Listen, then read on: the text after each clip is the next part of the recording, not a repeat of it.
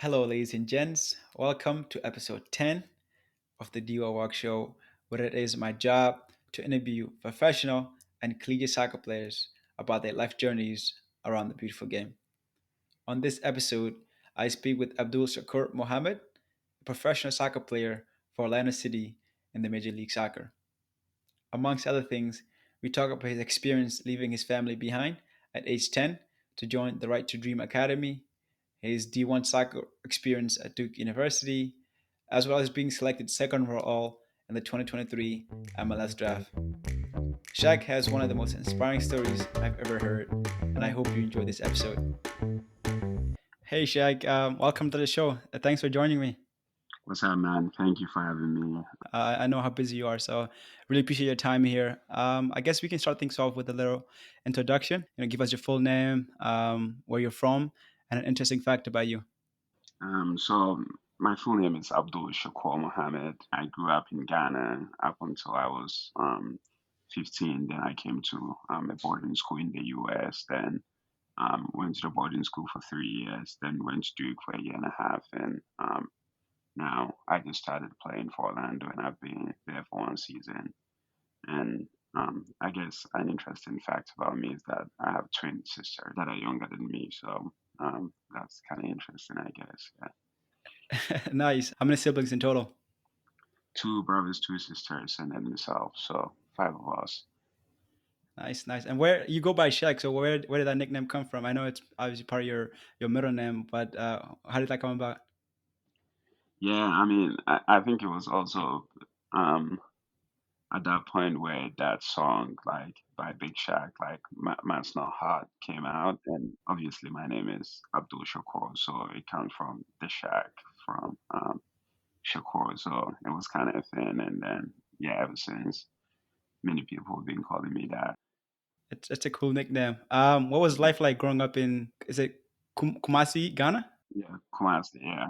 I mean, to be honest, looking back, um, yeah, I loved it. It was unbelievable. Obviously, really tough upbringing, like, tough conditions. But I think lots of those difficulties made my family really close together. And up until today, we're really close. Like, we support each other in any way that we can.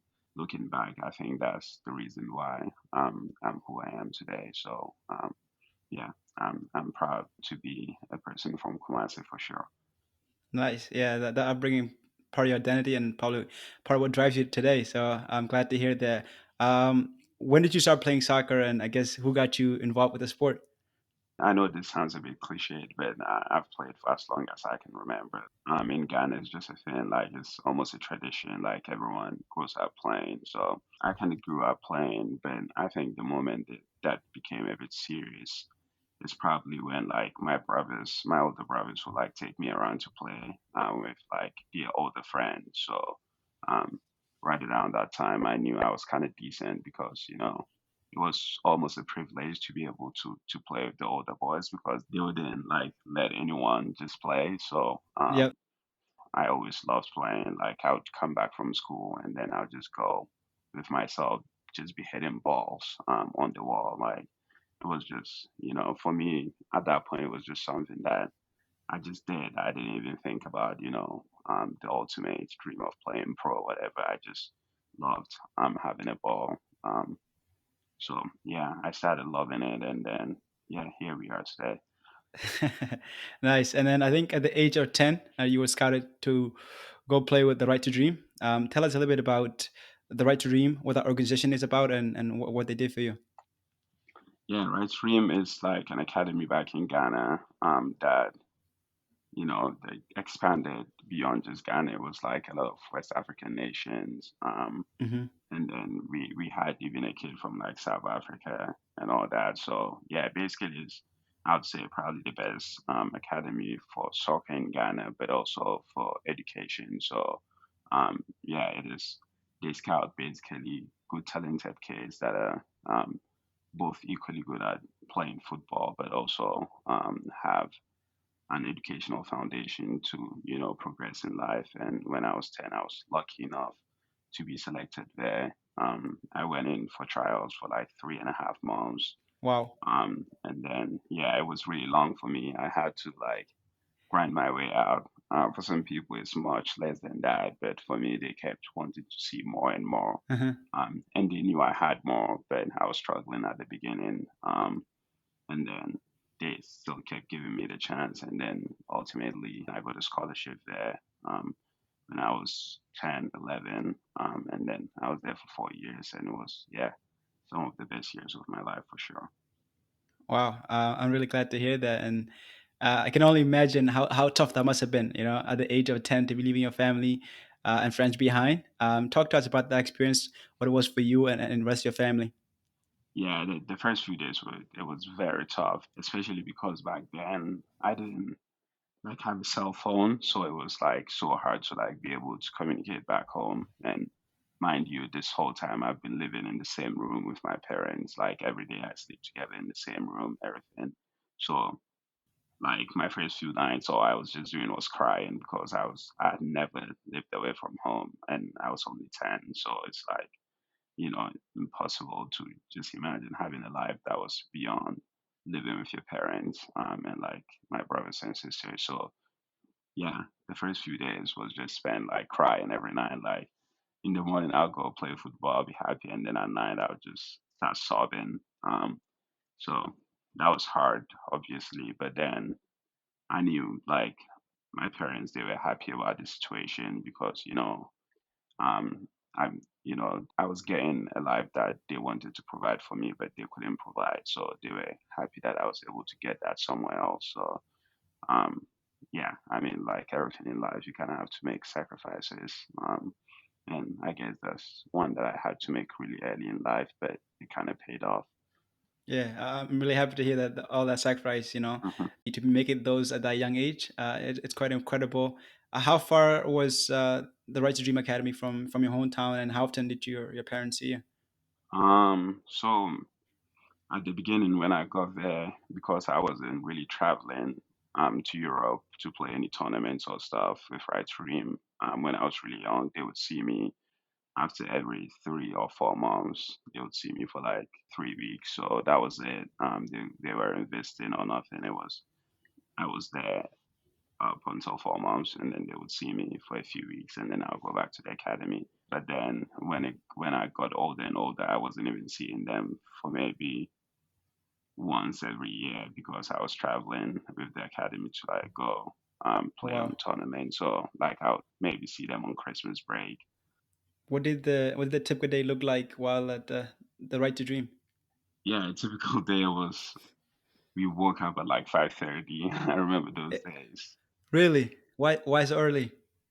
Just cause we need to attack the day. It's like Wow. yeah, specifically 5:30. Like every morning we awake. So like we're gone, and then by 6 I think we training already. um so yeah, it's a quick turnaround. So we had these stuff called chores. Like everyone, when you woke up, you had a job Uh-huh. for the dorm that you, because we lived in dorms. So you had a job that you had to do. Like it could be like whatever, like cleaning or taking the trash out, like something. So you did that between 5:30 and 6, and then I think it was 6 we would start training. um and then we'd have like a 2 3 hour training session. Then after that we would go to school all afternoon, then come back. And then we have like personal trainings and stuff, and the older guys would like do gym sessions, all that. um and then yeah, dinner, and then we would have like time to do all our homeworks at night, and then we would be sleeping. We slept early though, so it kind of balanced out. We slept at like 9:30 I think, so we had lights out, like everyone's lights were shut off, and then they'll go around checking if everyone is in their bed, and then that was it. So we slept early, woke up early too. But yeah, it was fun. It's fun. Wow. Oh, it's a full day every day for like you did it for 4 years. Yeah, 4 years it was like always like so specified what you did. Like it was so organized. It was like you did this, did that. There was no like, nah, I want to do this. Like you just followed whatever the schedule was, and I mean, it was rigid, but yeah, that's again the reason why a lot of the guys have made it to the places that they've made it because they had that foundation of discipline and all that. Yeah, yeah, that makes a lot of sense. And I was watching West Ham today. I think Kudus is also part of the Right to Dream, right? Yeah, yeah, yes, yeah, yeah, yeah. Which is Yeah, it's crazy.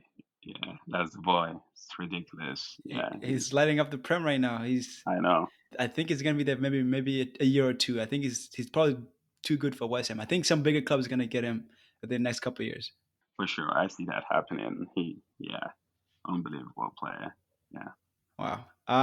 So you left Right to Dream and then you moved to Millbrook, hmm a high school in the U.S. In New York. hmm What was that adjustment like for you? Right. I know for me personally, when I was coming to the States, the language barrier, the culture differences, the differences in weather and food, it was a lot. Right? The culture shock was insane. And so I guess let's hear your thoughts or your experiences with adjusting to the U.S.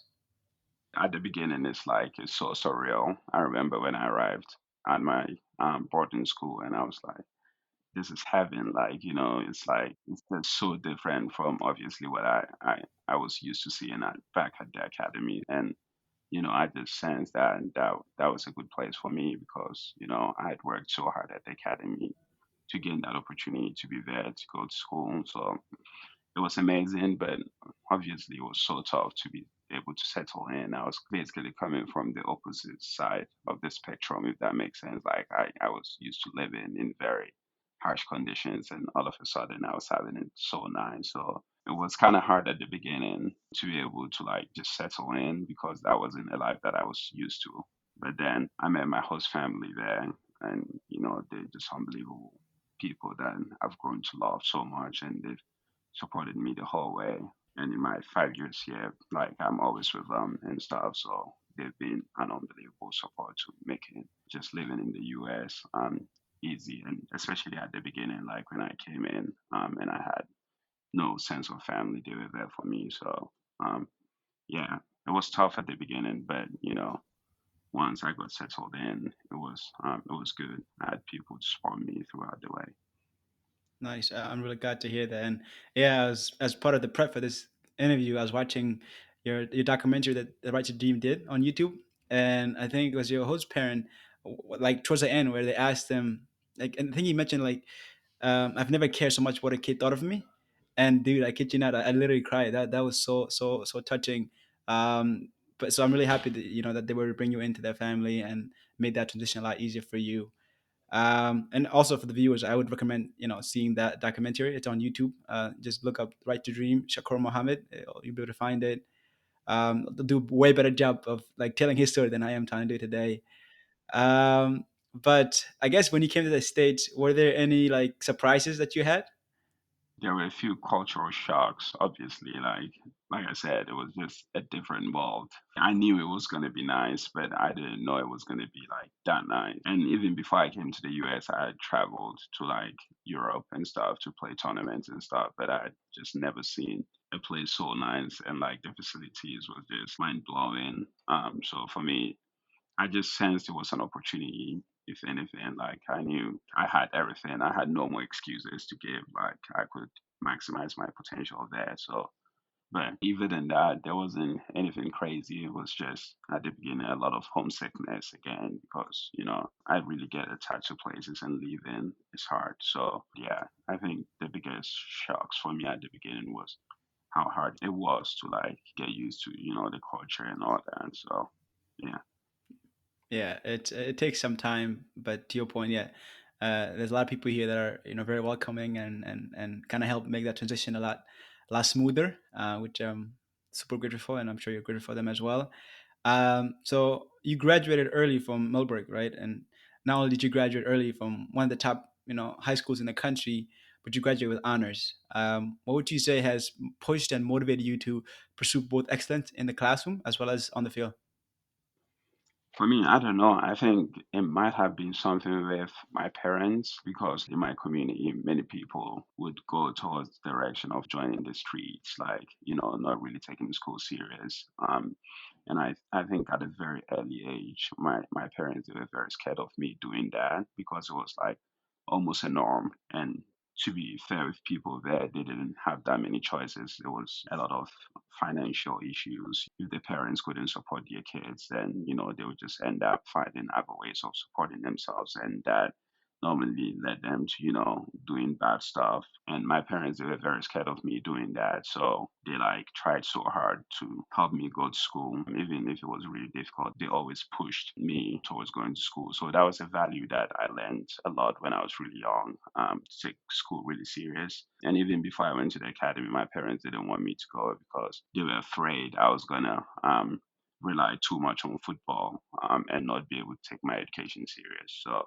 I think that always lived with me, and my parents never had no education. So the fact that they were doing that meant, they saw the value in having a good education, and that's always been a thing in my mind. So it's not even that I love school, but it's also like if you're there, you're in the school already, you may as well give it your best. So, and that's how I tend to approach everything. I tend to have control over things and be like, if I'm here, I'm going to make it count. Like, I'm already going to the classes, so I may as well pay attention 100%, and then, you know, get good grades, do all that, because if anything, it would only be a benefit. It's never going to hurt to pay attention. So I go to classes, I participate, I do all that just because why not? Like, I'm there, so I may as well give it 100%, and that's just my approach to everything really in life is, to give it 100%. And I think, yeah, that stems a lot from the discipline I got from my parents when I was really young.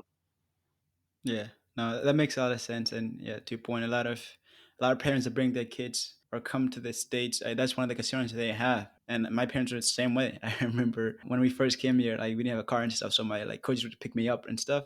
And my dad would tell me all the time, if you don't get your grades up, you're not gonna play soccer, right? So that was a good incentive for me to play. But then one day my coach came to pick me up and he was like, "Hey, I've already talked to you." And like I told him if he doesn't keep his grades up, he's not playing. And that's when I was like, "Oh, this guy is serious. He's not bluffing." So but obviously, as you get older, you see the value of education, and you kind of do it because it's good for you. I guess so. Graduating early from Millbrook, you decided to commit to Duke University, right? Duke is known both for their top-notch academics as well as athletics. So I assume those were some of the factors that you'd consider. Talk to us about why you chose them over some other schools that you were looking at. Actually, after my freshman year in high school, my host dad took me to Duke, for a soccer camp. I went to the camp, and just right then I fell in love with the place. Obviously, the coach saw me at the camp also, so we kind of developed a connection even from then. And when it was time for me to decide, Duke also gave me the option of coming a year early and graduating, from high school. So for me, at that point, it was a done deal, and I was always going to go to Duke. And obviously, I went there, and it turned out to be the right decision. So after considering my affection for my freshman year for Duke, and then the chance to be able to go there, play, and then get an unbelievable education, it was done deal. I was always going to go to Duke. So Nice. Yeah, it looked like they got you early. During your freshman year, you had an immediate impact, right? Scoring 3 goals and providing 7 assists as you won a number of awards. Freshman of the Year, ACC All Freshman Team, third team All Region. Um, from the outside looking in, it looked like you had a very easy transition to the college level. Probably makes sense given that you were playing with older kids when you were younger. But give us some behind the scenes look into what that transition was like for you.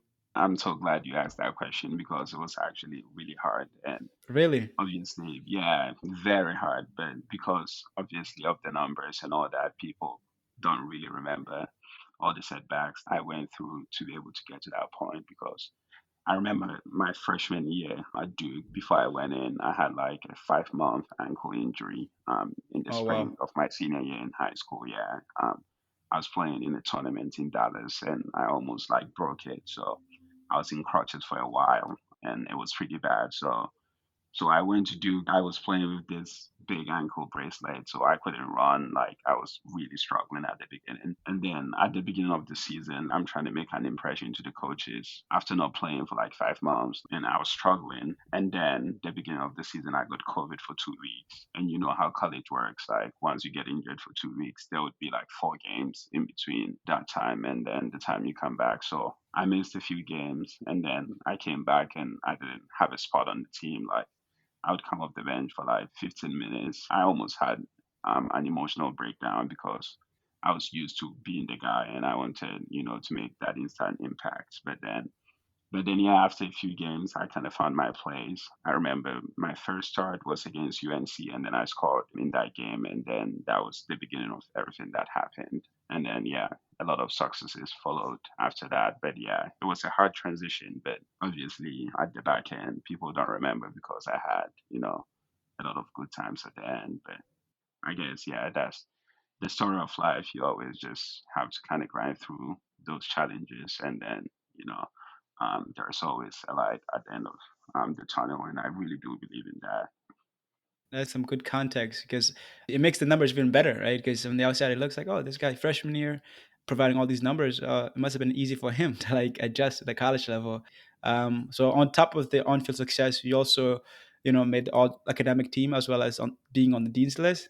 Something to be applauded. So being able to like balance playing a Division One sport at a top institution like Duke with like the academics is something quite incredible. And so I guess looking back, what do you think helped you, right, successfully balance the one soccer, the academics, and also being a student, right, a college student? Yeah, it's a tough thing to be a student athlete, especially in a lot of these colleges, because for many people, the biggest success for them is getting in. And once they get in, they're like, oh, I'm here. Like, this is it. Like, I'm just going to have a comfortable time. And I've seen a lot of people fall in that trap. But for me, my approach to everything is just give it 100%. And if you can have them both, why choose only one? If you can simultaneously get a good education and also be able to play football, the game that you love, why not get them both? And that was my kind of thinking going in. I was, going to go and get everything and squeeze every thing out of the juice, if that's a saying. So for me, I went in and I wanted to get everything that I could get. And that's the way I approach everything. I was asking for help when I needed to. Obviously, I had the support of my coaches and all the people around me, but I made them know that I wanted the help, and they gave me the help that I needed. And I was able to gain all that academic recognitions also, just because I was pushing myself to the limit and then on and off the field, because I think as a student athlete, it's a tough place to be because you're so good at the sport. So to be able to also apply the same effort in class is hard. And I think it's a mental trap that I didn't fall into. I knew I wanted them both. So I went and tried getting them both. That's something commendable because I think, to your point, can be quite easy to just get complacent, especially if you're really good at soccer, right? You're like, oh, I'm going to go pro in a couple of years. Why put in that much effort on the school, right? It almost kind of seems like counterproductive. But to like approach that same mindset, hey, I'm going to tackle everything with excellence and I'm going to give my 100%. It's hard to do, but I'm glad that you would like take that mindset because it goes a long way, right? How you attack one thing is how you approach everything. Your sophomore year, right? You had an incredible year, right? As you led Duke to an undefeated regular season, right? You scored 10, had 2 assists, and won a number of awards, right? The first one, you were the Herman Mac semifinalist, right? So for our viewers who are not familiar with soccer, it's the award given to the best college soccer player. It's our equivalent of the Heisman Trophy. You also first team All American, first team All Conference, first team All Region, and every award you could probably won. You won that. Looking back, what did that mean for you, your family, and everything has helped you to be nationally recognized for your talents and hard work? Yeah. For me, yeah, it was an unbelievable time. Obviously, like you said, we went unbeaten regular season, and that was the biggest of it all because the team awards do really count the most. To be honest, like I know it's Hmm. nice to get all that, but as a person, if you participate in team sports, it's just amazing to know that the people also as a collective won a lot of stuff, and that was amazing. But yeah, the personal awards, they were unbelievable because my whole family, they were flying a ton of times to come see me play. So, to be able to achieve those successes, it's kind of nice knowing that other people that supported you, there's a way for you to make them proud. So that was big. And obviously my family back home, like, they weren't even watching the games, but they'll stay up all night to see the updates on the games. Like my brother's back home. So every time, like, I scored or did anything or won an award, like the next day I'll get a text or they'll call me. So that was an unbelievable feeling knowing like people, that, brought me to this world where that engaged in my life. It was an amazing feeling. And yeah, there was always, a blessing for sure. Because I pray for them, I'm always praying and asking God for his blessings and guidance. And that's, how I know he's listening to me, is through their words and the personal successes that I get in life. No, that's incredible, man. And you hit the nail on the head with me when you said, I guess the people that have helped you, the least you could do is make them proud. Because I have the same mindset. Right? Like when I first came here, my family and I received a lot of help from the community, right? And people who would take me to soccer practice, who would help with like getting me cleats and all these stuff, getting me to a private high school. Like as I was navigating high school and college, and then now in my career, I look back and I'm like, the least I could do for these people is just make them proud. Like they didn't have to do anything for me, and out of their goodness of their heart, they decided to do that. So the least I could do is make them proud. It's like it goes beyond just the immediate help of like, oh, give him kid a ride or give him some cleats. It's like you give him some sort of motivation. So I'm really happy you brought that up. So after 2 years at Duke, you decided to sign a Generation Adidas contract and join the MLS draft, where you were picked second overall by Orlando City. Talk to us about what the experience was like, right? Signing that pro contract and being the second overall pick. Yeah, easily one of the best days of my life, if not the best day. Because all through my journey, I used to love the sports. I didn't know if I was good enough to go play pro. But then at some point in my life, I kind of thought, oh, I could go for it. Why not? And then ever since, it was always a dream that one day I would be able to reach the level to be able to play pro. And yeah, it's just amazing being able to wake up every day, do what you love doing, and then getting something at the end of the month or after every 2 weeks for it. It's kind of nice. And yeah, for me, it's more the journey up until that point. It's like I put in all the work, and then the people that helped me throughout the way, like my families, all that, to be able to get to that point where I actually achieved the dream is an unbelievable feeling. And yeah, I think for me, my biggest thing is that I really do believe that whatever dreams that you have can come true as long as you have the right people around you and you have the right support and you continue praying and working, it could happen. And yeah, that was a big moment for me. And like you said, going second overall was an amazing feeling. There was that much value placed on me, and yeah, I'm just getting started, so I'm looking forward to a lot more. Nice, yeah. I love what it come from you. I'm excited to follow your story and your journey. And yeah, to your point, it makes everything worth it. Leaving your family behind the age of 10 and having to move to a different country, having to go through all of that gives you that, validation and like, hey, this was worth it. And I'm really happy that all the hard work you put in came into fruition. What was the adjustment to the professional level been like? Right? And compare that to the adjustment from high school and club to D1 soccer. Yeah, it's almost, to be honest, for me, it's almost like what I went through at Duke at the beginning. That's why when you asked that question about Duke at the beginning, I was kind of excited because I compared that a lot to my beginning at Orlando because it's been also a bumpy road. I went in preseason, killing it, like doing really well, blah, blah, blah. I'm like, the season is going to begin. I'm going to have a lot of minutes. The coaches love me, all that. And then the season begins and I'm not really playing. So I'm like, what's happening?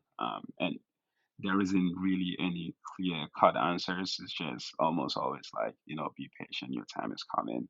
And that was emotionally tough to take. But then at some point, I found peace in the season and, I was getting a lot of game time with our second team and all that. And, I was moving towards the right direction. So that was good. But yeah, it's been for sure a challenge starting, but now I feel really good when I play and train. I know I'm in the right spot, and the most important thing for me from this season is that now I know I can do it, and not only do I know I can do it, I know I can be one of the top guys in the league now. So I know for sure it's a challenge, but it's gonna happen at some point for sure. Mhm. I'm so happy to hear that. I mean, to your point, right? The experience you've had, as much as it might suck when you go through them, right? Like what you had to do. they kind of help you right when you go through the same experiences again, because you're like, hey, I've been here, I've done it. It just makes it that easier to go through that. So I'm really happy here that you have that mindset, and look forward to the next season coming up. As we look towards wrapping up this pod, what would you say motivates you? I would say the biggest thing is for me, my family. Family is really big for me, and I have multiple people that I consider my family, like my family back home, obviously my host family. For me, I would say that's for sure my biggest motivation. Nice. What has been the highlight of your soccer journey so far? Um, the highlights is for sure signing my first pro contract. That was an unbelievable feeling. I remember there was a lot of detailed negotiations, all this like this money, that, all that, and then at the end, I actually had to sign all the stuff, and like right then it hit me like it's actually happening, and then I signed, obviously. So that's for sure the biggest highlights. And yeah, I'm really hoping something else is gonna top it up soon. Yeah, no, it's bigger things in the future. So you just got to keep waiting, and we'll see them. On the flip side, what has been the low light of your soccer journey so far? I think the lowest point, there's maybe a few. I remember like at the beginning for me, red stream that was really low because I went in and it took me forever to get a scholarship. So there was a period where even when I was really young, I was like, yeah, I may just not be good enough to do this, and that was hard. And it's, yeah, it's a bad trap to fall in. Obviously now I'm grown up and way more matured, and I know why that happens. But at that point, I almost fell in that trap, so that was really hard. But then I surpassed that, and then I think my ankle injury, that was bad because I'm, knock on wood, I'm almost never injured. So that was a big shock. Being out for 5 months, I was really struggling mentally because I couldn't play. Like, and that's then, like right then, I just realized what a blessing playing is. And if I'm not able to play, it just affects my day so much. So I think that was a big blow also. Yeah, no, makes a lot of sense. Those injuries can be so tough mentally because you can't do anything about it. You know, it's taking you away from the game you love. As we wrap this segment of the podcast, what advice do you have for young soccer players out there? Yeah, I think like I kind of alluded to it already, but it's just to believe that dreams do come true. So like if you're dreaming, don't just dream beyond your imaginations because I'd never imagined I would be in this position in life. Like grew up in a really tough neighborhood, and then to be able to move from there to now being able to go to Duke, Millbrook, and then now obviously Orlando is like it's unthinkable, and I would never have imagined I'd be able to get here. So yeah, I think my biggest advice for a lot of people is to always dream beyond your imaginations, and because yeah, dreams do really come true. Nice, super powerful advice there. We're gonna switch now to the last segment of the pod. And This rapid fire questions. For the first one, best player you ever played with.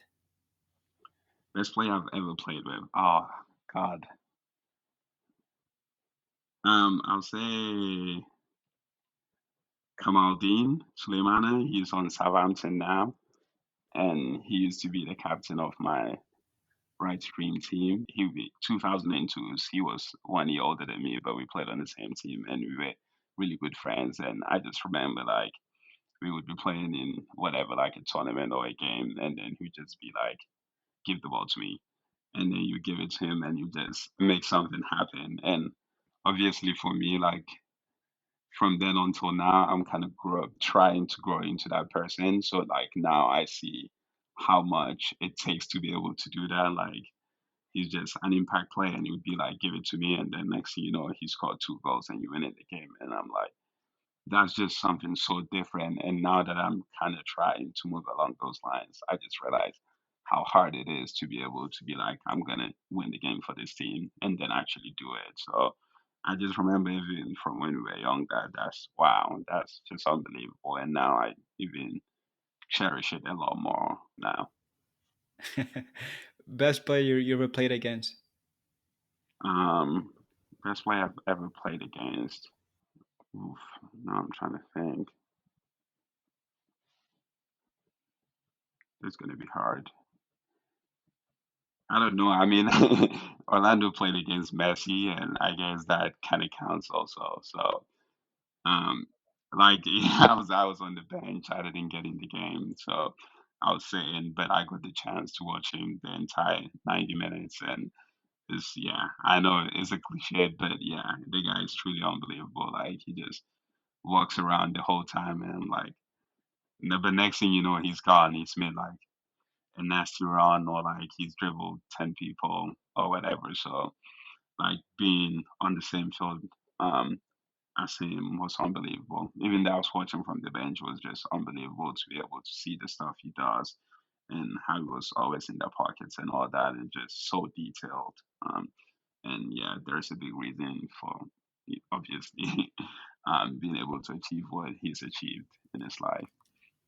Yeah, no, that makes sense. And I think Abdi, did he make up into his documentary series on Netflix? Yeah, yeah, yeah. I was, I was on the bench with Abdi, and then after the game, we're like this is him, this is Messi, this is the guy we all grew up watching, and then we went to like shake his hands, and yeah, it was crazy. And Abdi, yeah, I saw like he sent me a picture of that. He's like, yeah, I'm so famous. I was like, bro, like come on, get out of here. But it was yeah, it was truly unbelievable. Yeah. And then last question: start one, bench one, and sell one. Haaland, Vinny Jr., Mbappe. I'll start Mbappe just because I think he's more like he's like the Kamaldeen. He'll be like, give it to me and I'll go win the game. Like he's that type of player because he just has multiple dimensions of scoring a goal or making a play. So I'd say him, and then I think I'm gonna bench Holland. I'll bench Holland just because he's lethal. So if I needed someone to come in and score a quick goal, I'll just bring him on. And then I'll sell Vinny because Vinny is almost like Mbappe, but not the quality of Mbappe. So if I have Mbappe, then I'll be like, Vinny, you could, go.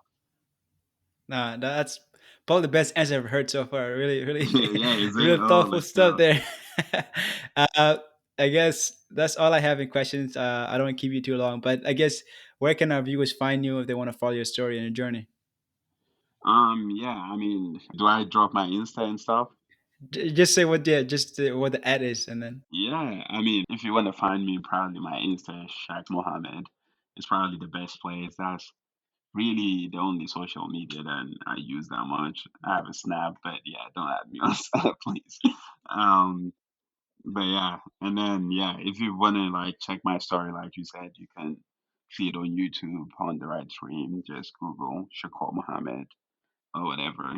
If you want to see anything related to me, it's probably on Google or YouTube as well. So yeah, yeah, that documentary on YouTube by the Right to Dream, unbelievable, unbelievable. Highly recommend seeing that. And yeah, again, thanks for taking the time. I know you're really busy, so really appreciate you getting on here, and I really enjoyed this conversation, and I hope that our viewers find some value in it as well. hey, for sure, man. Like I'm also looking forward to you. Obviously, growing your podcast is yeah, it's been amazing. Just talking and stuff, and I know you bring a lot of people on that have a lot of experience. So I would advise that everyone gives it a watch and keep listening to the stories because it truly does make an impact sharing stories. Thank you, brother. I appreciate that. Yes, sir, my guy. Thanks for taking the time out of your day to listen and support this podcast. It is very much appreciated. Please follow the show if you don't already do so. The show can be found on YouTube, Instagram, TikTok, and the rest of the other major platforms. As always, be kind to yourself, be kind to others. Much love. This show is produced by Yak Awok and original music by Scott Holmes.